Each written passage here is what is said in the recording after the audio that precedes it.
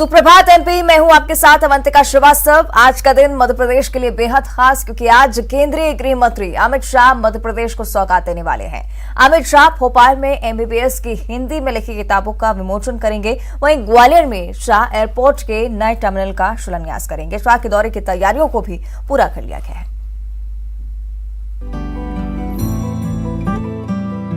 आज केंद्रीय गृह मंत्री अमित शाह एमपी आ रहे हैं। वो दोपहर 12 बजे लाल परेड ग्राउंड में आयोजित कार्यक्रम में शिरकत करेंगे। अमित शाह हिंदी में लिखी एमबीबीएस की पुस्तकों का यहाँ विमोचन करेंगे।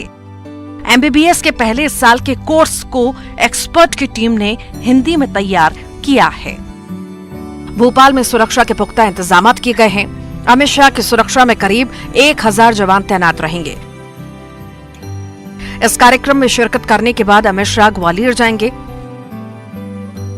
ग्वालियर में केंद्रीय गृह मंत्री एयरपोर्ट के नए टर्मिनल का शिलान्यास करेंगे। नए टर्मिनल को 500 करोड़ से ज्यादा की लागत से तैयार किया गया है। अमित शाह मेला ग्राउंड में आयोजित एक सभा को भी संबोधित करेंगे। एयरपोर्ट की सौगात देने के बाद अमित शाह जयविलास पैलेस जाएंगे, जहां उनका शाही स्वागत किया जाएगा। अमित शाह यहां मराठों और सिंधिया राजवंश की देश के लिए लड़ी गई लड़ाइयों और इतिहास को एक डॉक्यूमेंट गैलरी के जरिए जानेंगे। अमित शाह के सामने मराठों के शौर्य को प्रदर्शित करने वाले नृत्य नाटक भी आयोजित होंगे। अमित शाह जयविलास पैलेस में सिंधिया राज परिवार के साथ ही शाही भोज में भी शिरकत करेंगे। जयविलास पैलेस में केंद्रीय मंत्री तकरीबन 1.5 घंटा रहेंगे, तो वहीं ग्वालियर में उनकी सुरक्षा के लिए तकरीबन 5000 पुलिसकर्मी मुस्तैद रहेंगे।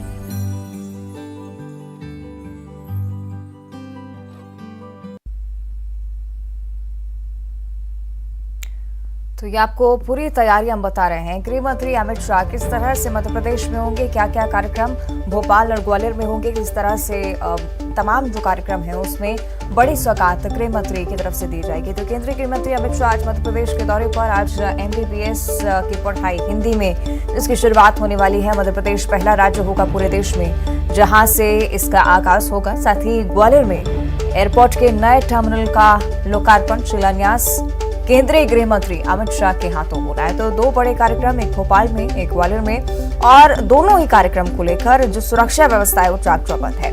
एमबीबीएस की पुस्तकों का अमित शाह विमोचन करेंगे। एक्सपर्ट्स की टीम ने हिंदी में इन पुस्तकों को तैयार किया है। सुरक्षा के लिहाज से अगर हम बात करें तो 1000 जवानों की तैनाती राजधानी भोपाल में। अमित शाह भोपाल से ग्वालियर जाएंगे और एयरपोर्ट के नए टर्मिनल का वहां पर शिलान्यास करेंगे। आपको बता दें कि 500 करोड़ से ज्यादा की लागत से इस नए टर्मिनल को बनाया गया है। मेला ग्राउंड में जनसभा को संबोधित करते हुए नजर आएंगे अमित शाह। जयविलास पैलेस भी पहुंचेंगे, जहां पर भव्य स्वागत उनका होगा। मराठों और सिंधिया राजवंश के इतिहास की गैलरी भी देखेंगे। तो कई सारे कार्यक्रम आज मध्य प्रदेश में।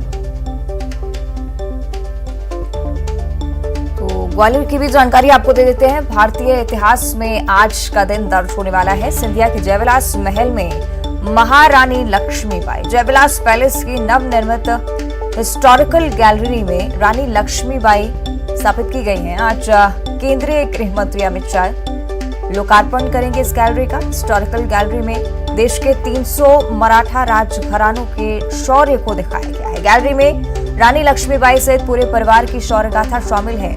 रानी सहित 300 मराठा राजघरानों की याद में ज्योति स्तंभ भी लगाए गए हैं। सिंधिया राज परिवार के 160 साल तक रानी लक्ष्मीबाई के नाम से ही दूरियां रही, लेकिन इस बीच देखिए 160 साल के इतिहास में सिंधिया परिवार के ज्योतिरादित्य सिंधिया ने रानी लक्ष्मीबाई को भरपूर सम्मान दिया। तो ज्योतिरादित्य सिंधिया ने रानी लक्ष्मीबाई समाधि पर भी कई बार नमन किया है। साथ ही सिंधिया ने घर घर तिरंगा अभियान की शुरुआत भी रानी लक्ष्मीबाई की समाधि स्थल से की थी। और अब देखिए गैलरी का लोकार्पण आज होगा।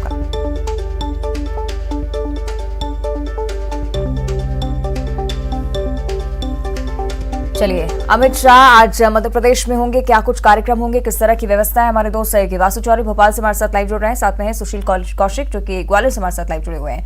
आज सबसे पहले वासु मैं आपका रुख करना चाहूंगी, क्योंकि सबसे पहला कार्यक्रम राजधानी भोपाल में ही। किस तरह की व्यवस्था, कब तक पहुंचेंगे केंद्रीय गृह मंत्री यहाँ पर?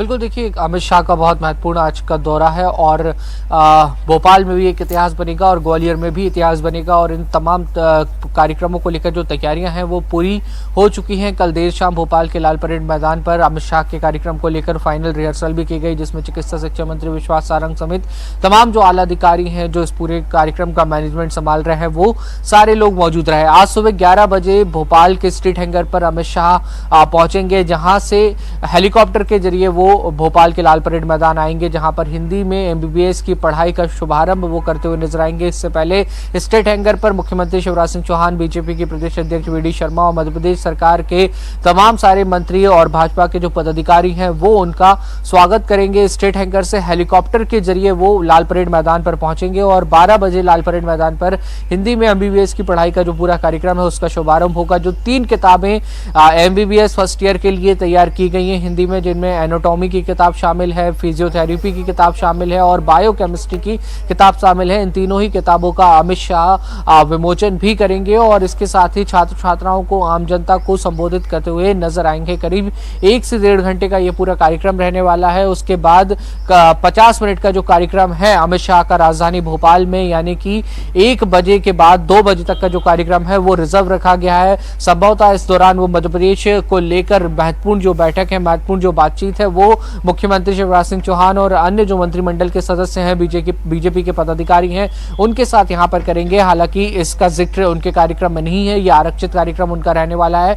2 बजे वो ग्वालियर के लिए रवाना हो जाएंगे और ग्वालियर में जो पहले से तय कार्यक्रम है उसमें अमित शाह शामिल होने वाले हैं। तो बेहद महत्वपूर्ण दिन, लगातार 120 दिन यानी कि 4 महीने जो एक्सपर्ट्स हैं वो हिंदी में एमबीबीएस का सिलेबस तैयार करने के लिए दिन रात काम करते रहे और 97 एक्सपर्ट्स की टीम ने इस सिलेबस को तैयार किया है और अब अगला यानी कि जो सेकेंड ईयर का सिलेबस है वो तैयार हो रहा है। पीजी की जो किताबें हैं उनको तैयार करने के लिए जो प्लानिंग है वो शुरू हो गई है। लेकिन बड़ी और महत्वपूर्ण बात यह है कि आज मध्य प्रदेश एक इतिहास रचने जा रहा है। पहली बार इस देश में जहां पर अब तक सिर्फ अंग्रेजी में ही एमबीबीएस की पढ़ाई होती हुई आई है, हिंदी में एमबीबीएस की पढ़ाई की शुरुआत होगी और इसके मद्देनजर पूरे प्रदेश से जो छात्र छात्राएं हैं उनका उत्साह भी सामने आ रहा है। जी, निश्चित तौर पर वास्तविक बड़ा बदलाव जिसका आगाज आज से मध्य प्रदेश से होगा। आप बने रहिएगा हमारे साथ। सुशील का भी मैं रुक कर लेती हूँ। सुशील, ग्वालियर से ये जानकारी कि लगातार एक बड़ा कार्यक्रम तो अमित शाह के लिए आयोजित किया ही जा रहा है, साथ ही ज्योतिरादित्य सिंधिया के आवास पर जयविलास पैलेस पर पहुंचेंगे, वहां पर क्या कुछ व्यवस्थाएं हैं? बिल्कुल, देखिए ज्योतिरादित्य सिंधिया के जयविलास पैलेस पर भी अमित शाह पहुंचेंगे। 2:50 पर अमित शाह ग्वालियर पहुंचेंगे। यहाँ करीब 2-3 बजे से लेकर 5:30 बजे तक एयरपोर्ट के नवीन टर्मिनल के शिलान्यास का कार्यक्रम है। इसके साथ ही मेला ग्राउंड पर एक सभा को भी संबोधित करेंगे अमित शाह। उसके बाद 5:30 बजे के करीब वो जयविलास पैलेस पहुंचेंगे और जयविलास पैलेस में आज का दिन इतिहास में एक महत्वपूर्ण दिन के तौर पर दर्ज होगा, क्योंकि अमित शाह यहां पहुंचेंगे और लगभग 1.5 घंटे जयविलास पैलेस में रहेंगे। सबसे बड़ी बात यह है कि जयविलास पैलेस में अमित शाह एक गैलरी का उद्घाटन करेंगे, जिसमें भारत के करीब 300 मराठा साम्राज्य, मराठा जो राजवंश थे, उनके भारत की आज़ादी और भारत के पुराने भारत के इतिहास के लिए लड़ी गई लड़ाइयाँ और शौर्य गाथाओं का वर्णन होगा। और सबसे बड़ी बात यह कि इसमें 1857 की क्रांति की नायिका रही रानी लक्ष्मीबाई का जो है इतिहास भी यहाँ पर दिखाया जा रहा है और रानी लक्ष्मीबाई, उनके पूरे परिवार की शौर्य गाथा भी इस हिस्टोरिकल आर्ट गैलरी में शामिल की गई है। आपको बता दें कि 1857 की क्रांति में इस तरह के आरोप भी लगते रहे कि सिंधिया परिवार ने रानी लक्ष्मीबाई का सहयोग नहीं किया था। यही वजह कि 160 साल तक सिंधिया परिवार और रानी लक्ष्मीबाई के बीच दूरियां नजर आती रही है। इस तरह का इतिहासकार और लेखकों ने भी लिखा है। लेकिन ज्योतिरादित्य सिंधिया ने इस साल की शुरुआत में रानी लक्ष्मीबाई समाधि स्थल पर जाकर उनको नमन किया था, पुष्पांजलि अर्पित की थी और उसके बाद जो है अब रानी लक्ष्मीबाई को जयविलास पैलेस की हिस्टोरिकल गैलरी में जो है परिवार के सहित स्थान मिला है। तो निश्चित तौर पर आज के दिन इतिहास का एक नया अध्याय शुरू होगा कि सिंधिया परिवार जो देश के 300 मराठा राजवंशों की गैलरी लगा रहा है, उसमें रानी लक्ष्मीबाई की शौर्य गाथा भी होगी। तो निश्चित तौर पर आज एक बड़ा दिन है और अमित शाह जयविलास पैलेस में दरबार हाल को भी देखेंगे जो सोने से जड़ी थे। इसके अलावा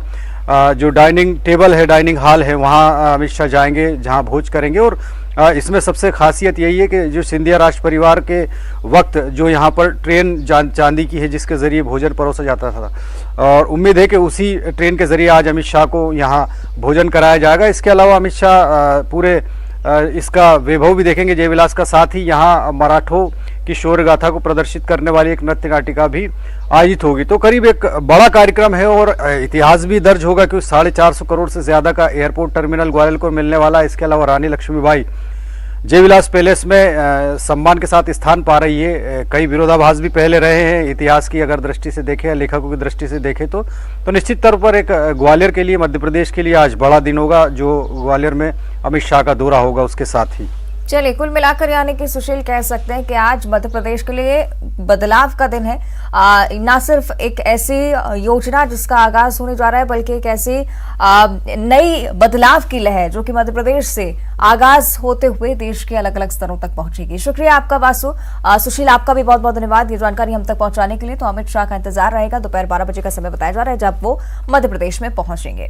तो इस बीच भोपाल से भी एक और बड़ी जानकारी, आज कमलनाथ कर्नाटक के बेल्लारी पहुंचेंगे। कमलनाथ भारत जोड़ो यात्रा में शामिल होंगे और राहुल गांधी के साथ कमलनाथ चर्चा करेंगे। तो बीते दिनों भी कई सारी बातें सामने आई जब कमलनाथ भारत जोड़ो यात्रा के आगाज के दौरान राहुल गांधी के साथ मौजूद नहीं रहे। तो इस बीच देखिए, इसलिए खबर महत्वपूर्ण भी हो जाती है। कमलनाथ आज कर्नाटक के बेल्लारी जाने वाले हैं, भारत जोड़ो यात्रा में शामिल होंगे और राहुल गांधी के साथ चर्चा करते हुए नजर आएंगे।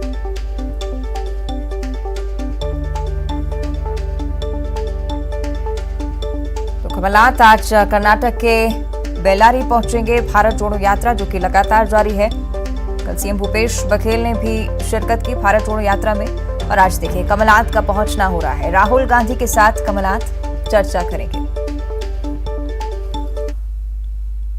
आगे बढ़ते हैं, भोपाल से बड़ी खबर है। नशे के कारोबार के खिलाफ सरकार की जो मुहिम है वो लगातार काम कर रही है। अभियान में अब तक 79,583 लीटर अवैध शराब जब्त की जा चुकी है। जिलों में जन जागरूकता संबंधी एक्टिविटीज भी हो चुकी है। आपको बता दें कि 5,367 एक्टिविटीज इसके तहत कंडक्ट की गई है। तो पुलिस ने रीवा में 500 किलो और सीधी में 475 किलो लहान नष्ट किया। सतना में भी इस तरह की कार्रवाई, सिरप की 103, सिंगरौली में 30 और शहडोल में 20, साथ ही रीवा में कोरेक्स की 14 शीशियां जब्त की गई हैं। बीते दिन एनडीपीएस एक्ट में 85 प्रकरण दर्ज हुए। पूरे आंकड़े आपको बता रहे हैं किस तरह से नशा मुक्ति अभियान मध्य प्रदेश में चल रहा है। इसके तहत 201 ग्राम मादक पदार्थ जब्त किया गया है। सार्वजनिक स्थलों पर शराब पीने वाले 502 लोगों के खिलाफ कार्रवाई की गई। शराब पीकर वाहन चलाने वाले 197 आरोपियों के खिलाफ एक्शन हुआ है। तो ये पूरी कार्रवाई नशा मुक्ति अभियान के तहत जो कि प्रदेश के अलग अलग स्तरों पर लगातार जारी है।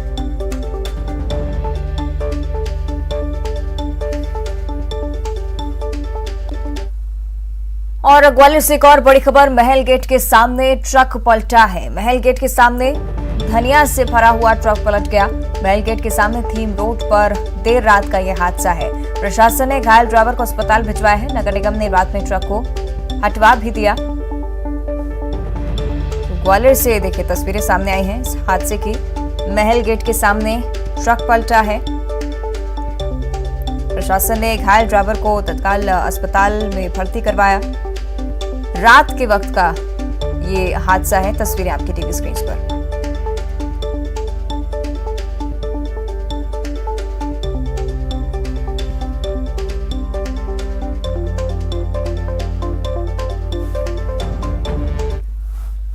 और एक और महत्वपूर्ण खबर, श्योपुर के कूनो नेशनल पार्क को आज से पर्यटकों के लिए खोला जा रहा है।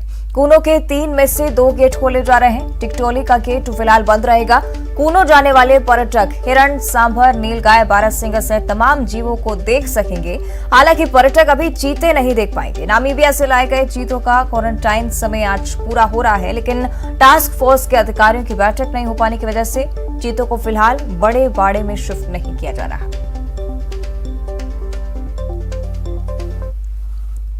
और रीवा के बहुचर्चित 20 करोड़ रुपए के बैंक घोटाले का मुख्य मास्टरमाइंड आरोपी पुलिस की गिरफ्त में आ चुका है। शनिवार को पुलिस ने इसे गिरफ्तार किया है। अब पुलिस घोटाले से जुड़े पहलुओं पर आरोपी से पूछताछ में जुट गई है। बताया जा रहा है कि आरोपी 6 साल से साधु बनकर पुलिस को चकमा दे रहा था। शनिवार की सुबह मुखबिर की सूचना पर पुलिस ने तुरंत कार्रवाई की और इस आरोपी को गिरफ्तार किया। इस मामले में 67 लोगों के खिलाफ केस दर्ज किया गया है, जिसमें से 14 आरोपियों को पकड़ा जा चुका है, जबकि बचे आरोपियों की तलाश लगातार जारी है। सहकारी बैंक का डभौरा कांड जो हुआ था, उसमें सीआईडी भी इन्वेस्टिगेशन कर रहा था, जिला पुलिस बल भी कर रहा था। इसमें एक आरोपी फरार था जिसने साधु का वेश धारण कर लिया था।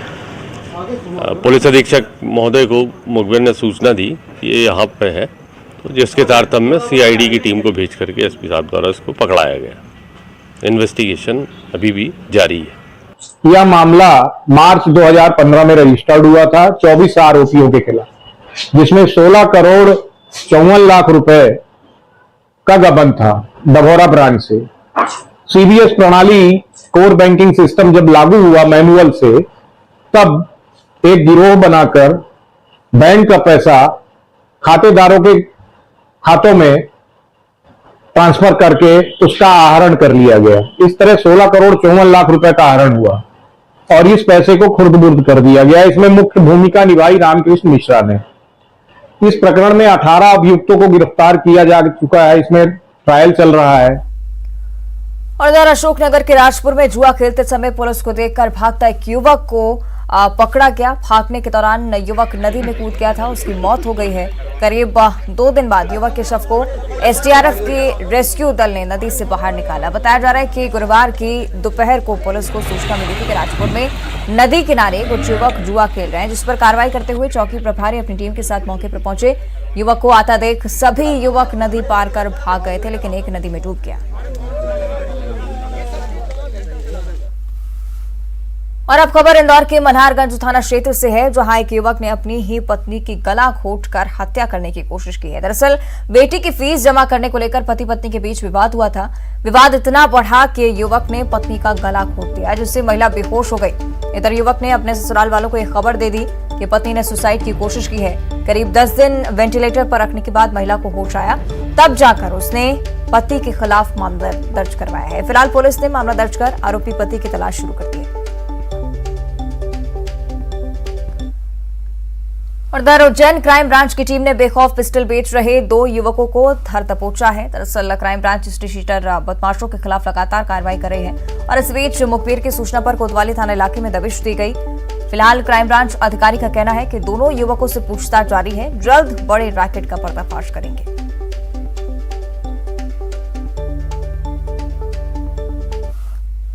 आगे बढ़ते बात करेंगे हरदा की। इस साल ज्यादा बारिश होने के कारण सोयाबीन की फसल पूरी तरह से बर्बाद हो चुकी है। जिले में लगभग 1,20,000 हेक्टेयर में सोयाबीन की बोवनी की गई थी। बारिश में सब खराब हो गया है। हालत ये है कि खेत गीले होने के कारण किसान अगली फसल के लिए खराब फसल भी नहीं काट पा रहे हैं और ऐसे में किसान अब सरकार से मदद की आस लगाए बैठे हैं।